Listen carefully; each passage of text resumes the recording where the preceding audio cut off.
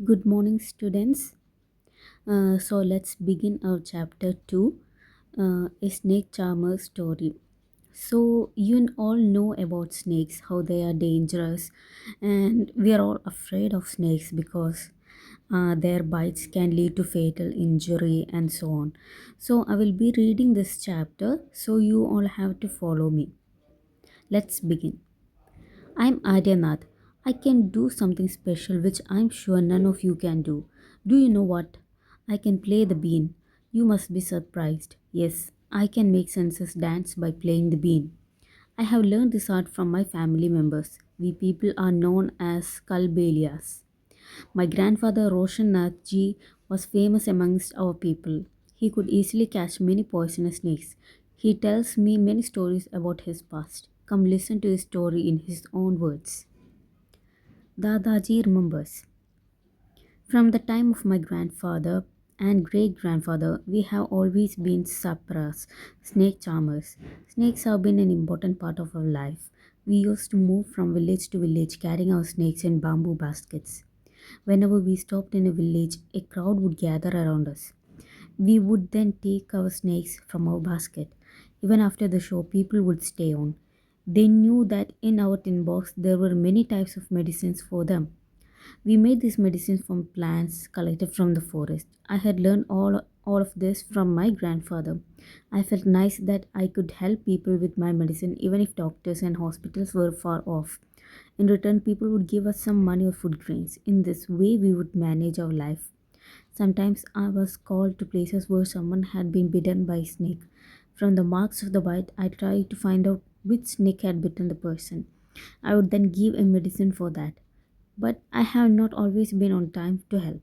As you know, some snake bites can even cause death on spot. But most of the snakes are not poisonous. Sometimes, when some farmers would come running for help, shouting, "Snake, snake," I would catch that snake. After all, catching snakes was something I had been doing since my childhood. Oh, those were the good days. We would help a lot of people in many ways. We also entertained them. It was not like today when everyone watches TV for entertainment. When I grew older, my father taught me how to remove their poisonous teeth, fangs. He also taught me how to close the tube of poison in the snake's mouth. Think and tell. Have you ever seen anyone playing a bean? Where? Have you ever seen a snake? Where? Were you scared by it? Why? Do you think all snakes are poisonous? In chapter 1, you read the snakes do not have ears which you can see. Can the snakes hear the bean or does it dance when the bean moves? What do you think? What can we do?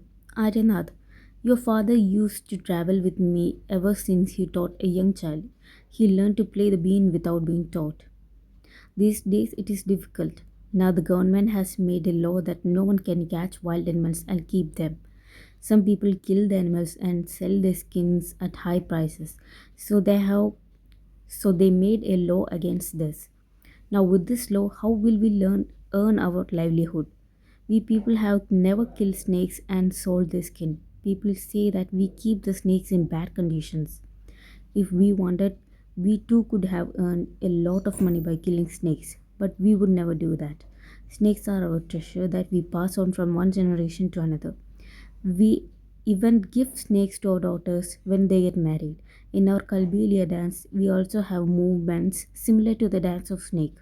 Aryanath, you will have to make a different life for yourself. You have got your father's gift of playing the bean. You and your cousins can form a bean party and entertain people. But do not waste this knowledge about snakes you have got from your elders. Share your knowledge about snakes with children who live in towns and cities. Tell them that they should not be scared of snakes. Help them to recognize poisonous snakes. Tell them how snakes are friends of the farmers. They eat the rats in the fields, otherwise, rats would eat the crops. Now, you tell our story. Also, make a new story of your life to tell your grandchildren.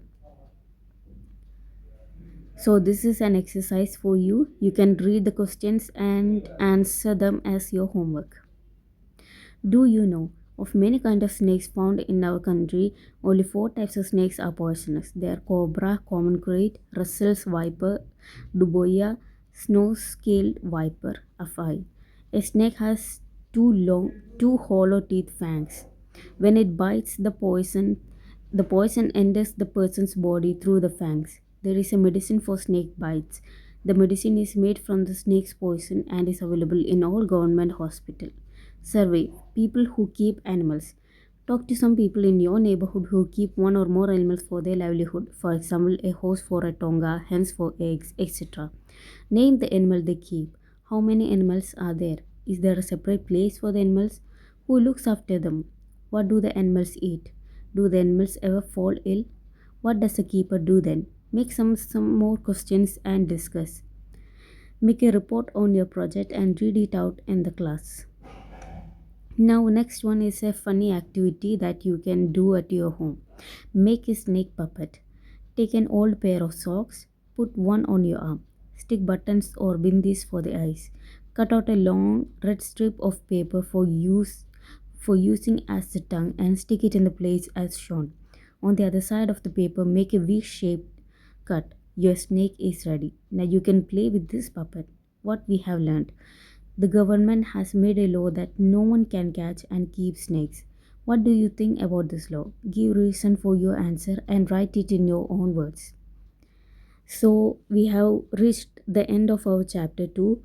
If you have any more questions, you can post it as comments. I will be make sure to answer them in future.